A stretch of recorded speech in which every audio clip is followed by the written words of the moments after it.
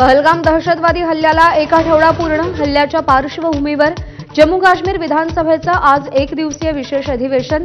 हल्ल्यासंदर्भात अधिवेशनात चर्चा होणार.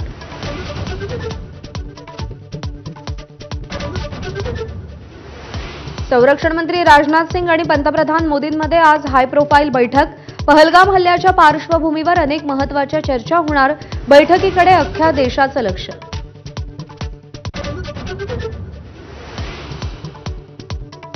भारताच्या कठोर पावलांमुळे पाकिस्तान सरकारची भंबेरी. पहलगाम हल्ला हा भारताचा ड्रामा.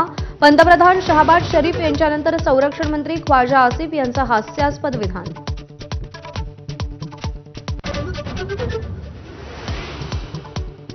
पाकिस्तानचं पाणी बंद केल्यास युद्धासाठी तयार रहा. भारतासाठी 130 अण्वस्त्र तयार ठेवली आहेत. पाकिस्तानी रेल्वे मंत्र्यांची दरपोक्ती.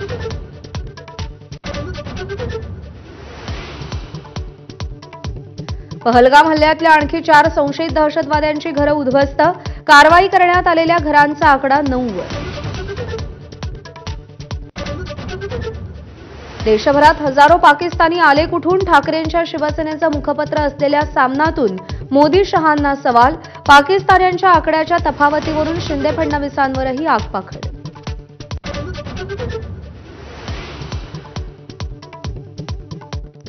देशभक्तीच्या नावाखाली व्हॉट्सअप मेसेज व्हायरल करून फसवणूक. देशाचं सैन्य मजबूत करण्यासाठी पैसे पाठवा. Fake message viral.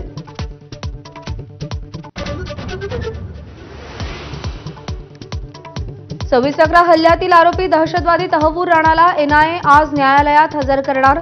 न्यायालयाकडून दिलेला 18 दिवसांचा रिमांड आज संपणार.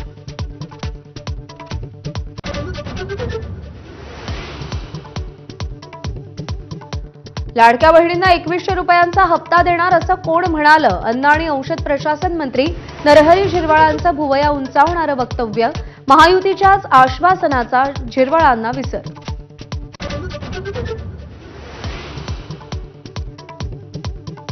आपल्याला विचारल्याशिवाय शिंदे वैभव नाईकांना शिवसेनेत घेणार नाहीत. नारायण राणेंचा दावा. उदय सामंत सल्लागार नसल्याचं म्हणत राणेंचा टोला.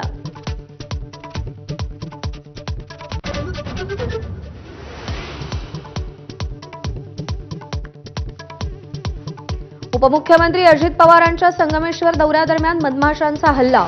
मधमाशांच्या हल्ल्यात पोलीस आणि कर्मचारी जखमी.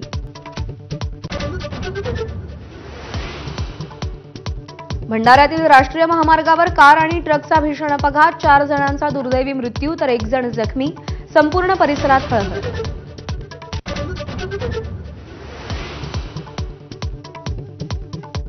महाराष्ट्राला 4 महिन्यात 20 वाघांचा मृत्यू. राष्ट्रीय व्याघ्र संवर्धन प्राधिकरणाची धक्कादायक आकडेवारी समोर. वन्यप्रेमींमध्ये चिंतेचं वातावरण.